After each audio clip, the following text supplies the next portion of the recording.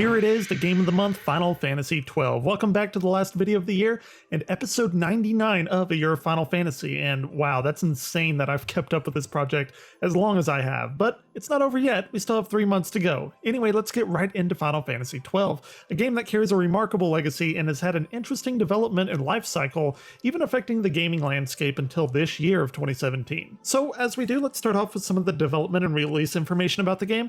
Originally, the game has released in March 16th, 2006 in Japan, October 31st, Halloween of 2006 for North America, and February 23rd, 2007 for the rest of the world on the PlayStation 2. Later in 2007, on August 9th, the International Zodiac Job version was released in Japan, which kind of overhauled the job system in the game, and a remastered version of that was released on the PS4 during July of 2017, a little bit earlier this year. The remaster is the first of this particular version of the game that had been released outside of Japan. Yasumi Matsuno, of which you'll hopefully be familiar with right now, developed this huge setting of Ivalice and was set to head up this major installment of Final Fantasy, which was something that no other game had done at the time, kind of taking place in a world that had already been created, except for maybe Final Fantasy X too. But anyway, alongside that, he had the Final Fantasy IX director Hirojuki Ito, and he was a development partner head. However, due to circumstances related to health, Matsuno had to step down and relinquish his role of directing the game to Hiroshi Minigawa. The producer of the game was Akitoshi Kawazu of the Saga series, and which we've talked a little bit about here on this project. If you want to see more of that, go ahead and check out the Final Fantasy Legends videos, because those are actually Saga games. Though by this point, Hironobu Sakaguchi was not part of the production process, he had a great interest in this new installment, and it's said that Matsuno's departure from the project soured him on playing the actual game, and he really didn't even play past the introduction, which is kind of weird, but yeah. So this game had a bunch of changes from its other iterations of the series, which we're going to see come to fruition going forward. In fact, due to the game's differentiation from the previous entries, development was even more strenuous than normal, causing a lot of delays, as it was originally supposed to be out in 2004, but instead released out in 2006. In fact, I remember this being delayed over and over and over again. I didn't think it'd ever come out, honestly. The combat system was indeed the main reasons for the delay, as they wanted to shake things up, aspiring to create a single-player game that kind of functions like an online MMO, and I don't necessarily want to attribute this to the success of Final Fantasy XI, though I'm sure as they were both being produced and developed, there was a little bit of overlap in the game's directions, just simply from being in the same company. But anyway, Final Fantasy XII does not really resemble combat in Final Fantasy XI, much like people want to say it does, I don't know, for being an MMO or whatever. But I think the big point here is the idea of battling on the exploration screens are definitely in the forefront. Once again, this is a step towards the ultimate goal of transitioning to a full-time real combat system, which we've started to see the manifestations of way back in Final Fantasy IV with the ATB combat system. Here the system is known actually technically as the Active Dimension Battle System, or more commonly everyone just calls it the Gambit system. The Gambit system is fairly interesting and definitely divisive among the fans. The frustration, I think, comes from the fact that many people think that the game plays itself, which obviously you can look at it that way and there's no denying that, but however, the knowledge and skill has to be used in order to take full advantage of the system. Here we start to see a shift towards a macro view of battle and strategy rather than a micromanagement system of picking each action for every individual character. We're definitely going to see this explored more in Final Fantasy XIII. The Gambit system offers much in the way of programming language just in the way that you set commands and conditions of how they execute those commands. For example, you may have a Gambit that targets yourself when your HP is less than 50% and it'll use a potion, or target an enemy with the lowest HP and attack them. Nearly any condition and action is available to you, and as you set these up with each character, you have complete control over all the actions carried out. You can think of this as basically just selecting the actions beforehand, setting up a sort of artificial intelligence in your own image. Of course, you can actually take control of any of these characters in battle and do the select action commands like you normally would. However, this is not strictly turn-based, so it's pretty impractical to do so as you would in a normal Final Fantasy game. It's really up to the player and their experiences of whether they like it or not.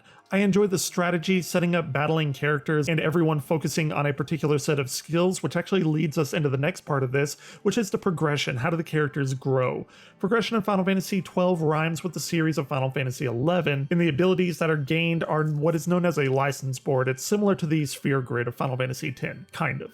As you gain ability points, you can make your way around the board, granting new abilities, allowing you to use different items for your characters. And the license board itself is kind of similar to an oddly shaped chessboard where each square allows you to get a different ability or equipment type or whatever you want to get. There's a bit of contention with this system in the fact that each character in the original version of the game had identical boards. It was just a one license board, which actually deterred a lot of people because every character kind of felt the same. The real charm of this, though, it's remedied with the Zodiac job system, the kind of remake, remaster-ish version of the international game and the one that released on PS4. Each character can have 2 jobs assigned to them from the 12 available, each job having its own distinct board. So that's a huge thing that really kind of circumvented or appeased the people that didn't like the original system. So we can go over the jobs here quickly. We have the Archer, we have the Black Mage, we have the Bushi, which is a sort of samurai, we have the Shikari, which is your ninja character, we have a White Mage, we have the Ulan, which is a Dragoon. I don't know why they didn't call it a Dragoon, but they didn't.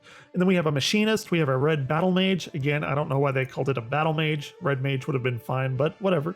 We have the Knight, we have the Monk, we have the Time Battle Mage, which is awesome. Time Mages, obviously, if y'all have watched, you know I definitely love them. And then we have the Foe Breaker, which is a Berserker of Swords. Each character has their own innate abilities, which pair up nicely with these particular jobs, but it can be fun to go against the grain for a little bit of extra challenge. Here you can expect summons as well. They're called Espers, as they were in Final Fantasy VI, though not necessarily as impactful on the story as, say, Final Fantasy VIII or X, those being like incredibly summon-focused stories, but they are important to the story nevertheless. In fact, a little aside, this game, as you may understand whenever you play it, it takes a lot of inspiration from the Final Fantasy VI concepts, just of how it treats the story and the main characters and how the narrative plays out.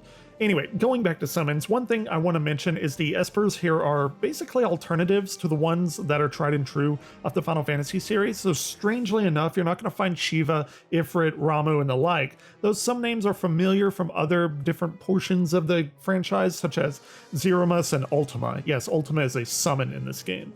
So all in all, there are 13, of which each is associated with a particular zodiacal sign, as are the jobs, -1 in that aspect. 5 of the summons are obtained through the story, and the others, like all the other games, you can get through side quests. It's pretty common in the series. Now, normally I'd talk about characters at this point, however, I think it's important to talk about the story and the setting first, as this is a fundamentally different game than other Final Fantasies. I've talked about this before, but Final Fantasy XII is different in the way that it's set up during a particular time in the setting of Ivalice. Ivalice exists wholly outside of this Final Fantasy XII game. You have 2 different kinds of stories, which are like character-centric stories compared with setting-centric stories, and I believe in this case setting-centric is what Ivalice is. In my view, a story taking place in a setting-centric story is one where the characters and story are told that are just a small facet of an overarching grand history. Most Final Fantasy games don't fall into this type. Most of them are kind of like a closed setting, where the setting is really created to accommodate the story of the characters in the main narrative. Take, for instance, Final Fantasy VII. And while there is backstory to that world, there's not a lot that isn't directly connected to the main characters of the story being told. Of course, they've tried to expand on that, and I think that's one of the reasons why the expanded material Final Fantasy VII doesn't really fit with a lot of ways that people would expect it to, because the actual game itself is always based around those main characters, and anything that happens has to deal with those main characters, while that's just simply not the case in Final Fantasy XII and Ivalice.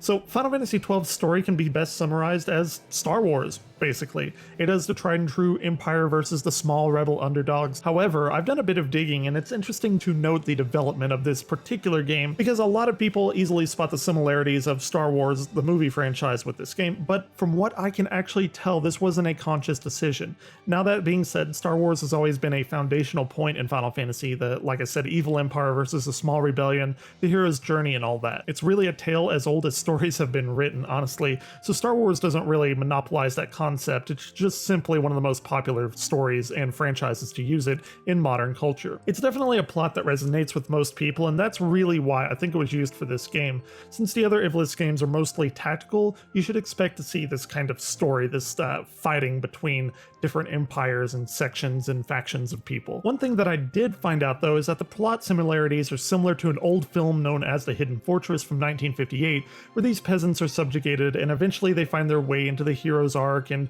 you know the drill here, and they restore honor for themselves and their friends and all of that. This movie is supposedly an inspiration for Star Wars as well, so that's the information in which you can maybe draw your own conclusions that yes, while this game may look and feel a lot like Star Wars. They did actually come from the same type of source material, I guess. But did Star Wars inspire this? Did the Hidden Fortress inspire it? Or is it just simply another retelling of a timeless story? That's honestly up to you to decide. Personally, for me, it's really, really Star Wars-y with the framing and story and even the music that's in this game.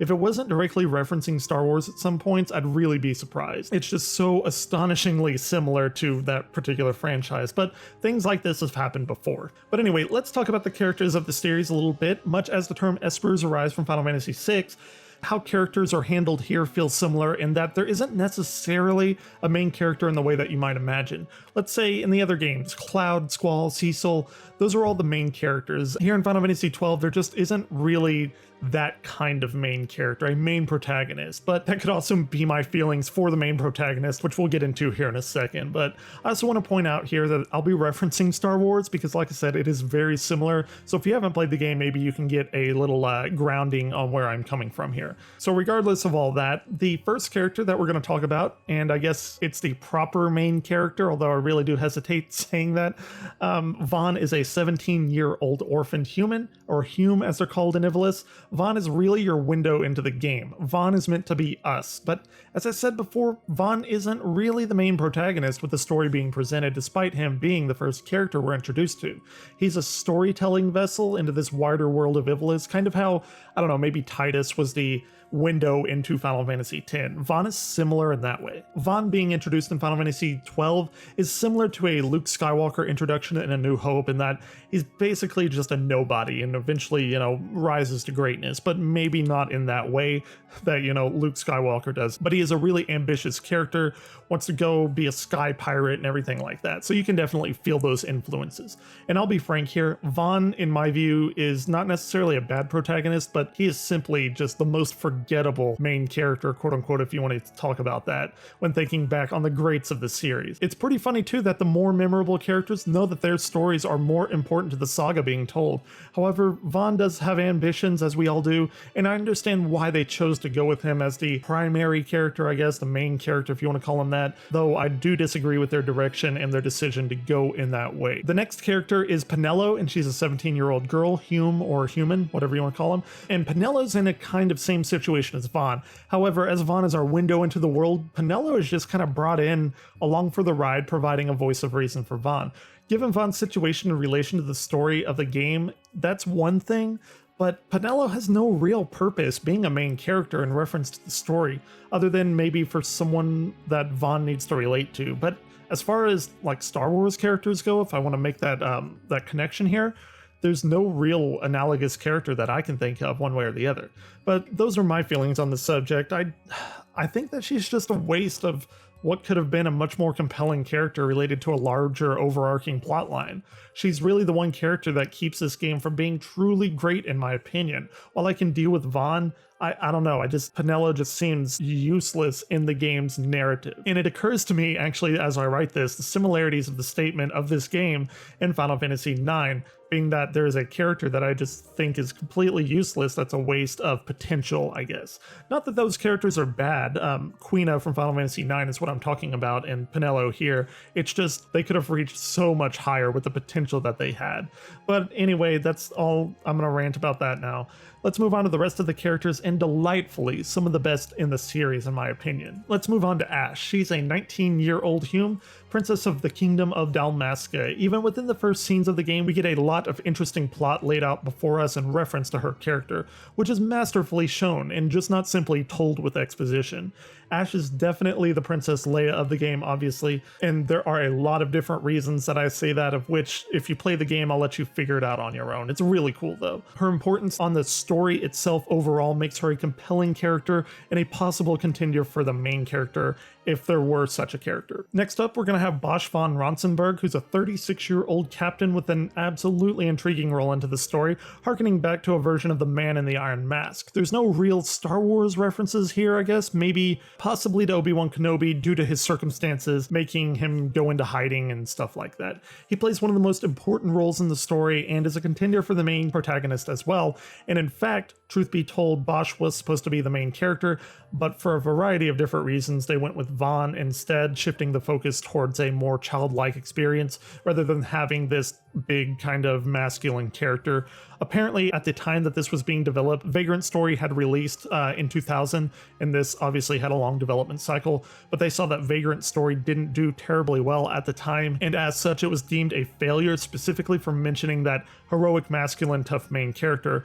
So instead of following in Vagrant Story's footsteps of that Ashley Riot character, they decided to move away and focus Final Fantasy XII on a more, like I said, childlike character being Vaughn, the main protagonist. And next up, we come to a fan favorite known as Balthier, who's himself a 22-year-old Hume, who is the owner of an airship and is known as a sky pirate. Of course, you can instantly guess who this is. It's Han Solo, completely utterly embodying the character in every way possible. He's probably the most self-referential humor of this game, and he understands that this is a story and the story is playing itself out, and he calls himself the main character. I absolutely love that line. Who are you? I play the leading man. Who else? But, I mean, what more can I say about him? He embodies the suave in that he's charming, confident, elegant, however you want to talk about him. He's easily one of my favorite characters in the entire franchise. And in the same vein as Han Solo's best friend, co-pilot and mechanic Chewbacca, Balthier travels with a companion known as Fran, our first and actually only mainstay party character that is not explicitly human or Hume. In fact, she's a Viera, and for those not in the know, a Viera is a sort of humanoid bunny character, and her abilities, like Chewie, are co-pilot, mechanic, and just general traveling partner. Unlike Chewie, though, we can actually understand what she's saying. Like the other games in the series, periodically you're going to be joined by different guest characters as well. As far as antagonists go with Final Fantasy XII, it takes a route less explored in this kind of black and white Final Fantasy series of good versus evil. Final Fantasy XII features a war in a prominent way, and upon first playing, each side comes with that political intrigue as well as family betrayals for one reason or another, and the things that you can expect in a war type of setting. Interestingly enough, I'm going to forego talking about the primary antagonist, I guess, as it's not immediately understandable from the beginning, so I don't want to spoil it in case some of you haven't played it. This is on purpose, though, as one of the main goals during development of Final Fantasy XII was to actually not define characters in such a clear good or evil way, as it never really is in war. Everything isn't black and white in terms of goals, and most of the people think that what they're fighting for, they're doing it for the right thing. What can be said, though, is that here we have some equally as important characters from an opposition point of view in the form of judges, among other entities as well. But the judges are interesting because it establishes and expands upon their role as Ivalice as a whole, and it's a nice way of justifying them in the Tactics games that released, Tactics Advanced and Tactics A2, because those games had judges, and a lot of people didn't like that because Final Fantasy Tactics Original didn't have judges, but here they do give a canonical in-game explanation of their roles in the world. I think it's really, really cool that they did that. And honestly, not much more can be said about the game other than mentioning, as I referenced earlier, that there's a PlayStation 4 remaster that just came out earlier in 2017, and it features this Zodiac job system for the first time officially around the globe. It's definitely worth a buy, even if you're just remotely interested. A lot of people have really taken a liking to the game as it's been re-released, and I'm really happy for that. It's definitely a game that everyone should play. And honestly, I guess that kind of draws us to a close here on the month of Phoenix, and in fact this entire year of episodes. Of course, we aren't ending the series here, despite it being called a year of Final Fantasy. We do have 3 more major franchise titles to talk about, which will lead us into March of 2018. Next month is going to be January, and officially the month of Fenrir. We'll be diving into the 13th month of this series, and of course, Final Fantasy XIII, a game that I would say is the most divisive in the entire franchise, even beating out games like Final Fantasy VIII or X. So next month it'll be a similar fashion, talking about this Fabula Nova Crystallis project and the games contained within. But let's end off this month, as always, and watch what is possibly the best introduction to a Final Fantasy game. Love it so much, and thank you so much for watching this entire, so far, year of Final Fantasy series. I could not have done it without your support, and just sit back and relax.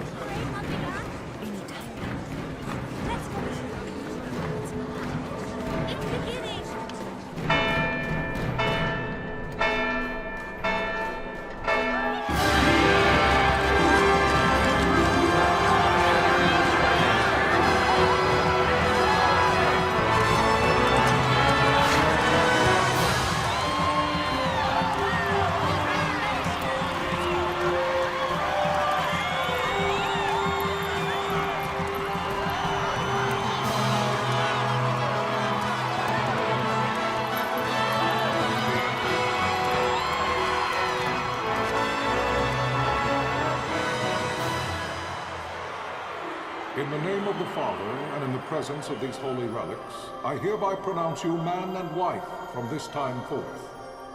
May the blessings of the gods light your path for all eternity. Far on.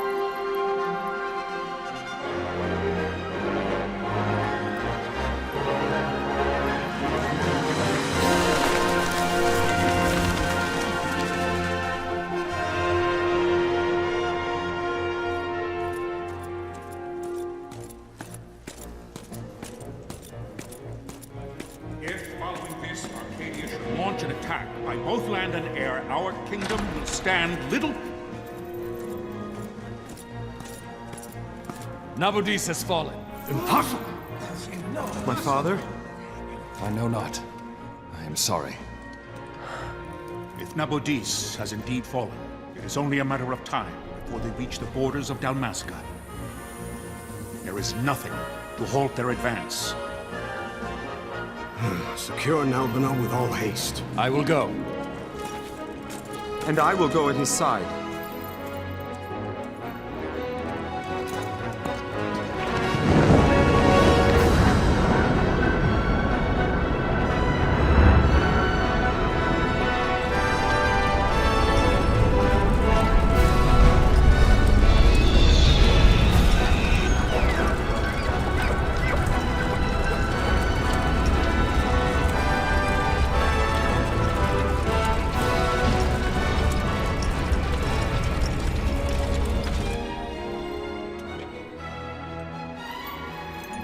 Galtea, stand watch over your life.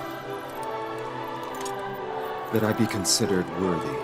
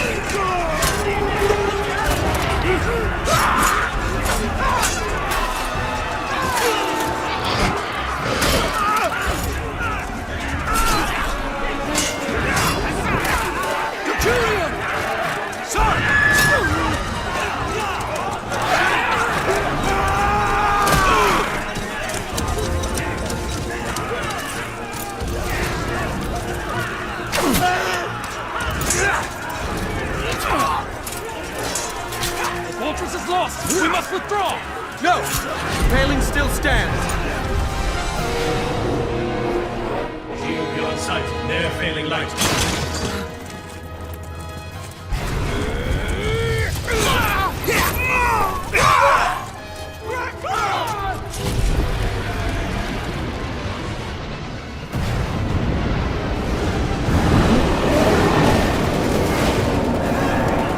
The paling's fallen! Then it's over! For my father. For my father! Lord Rasler!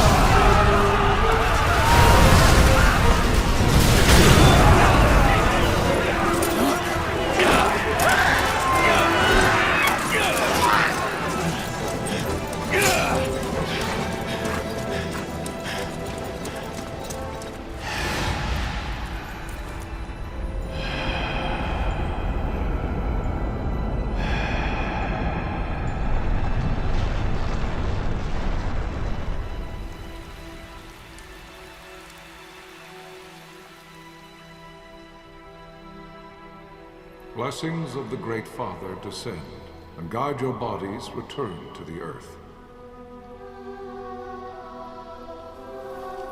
Great Father, guide your spirits return to the Mother of all. There you shall find peace. Pharaoh.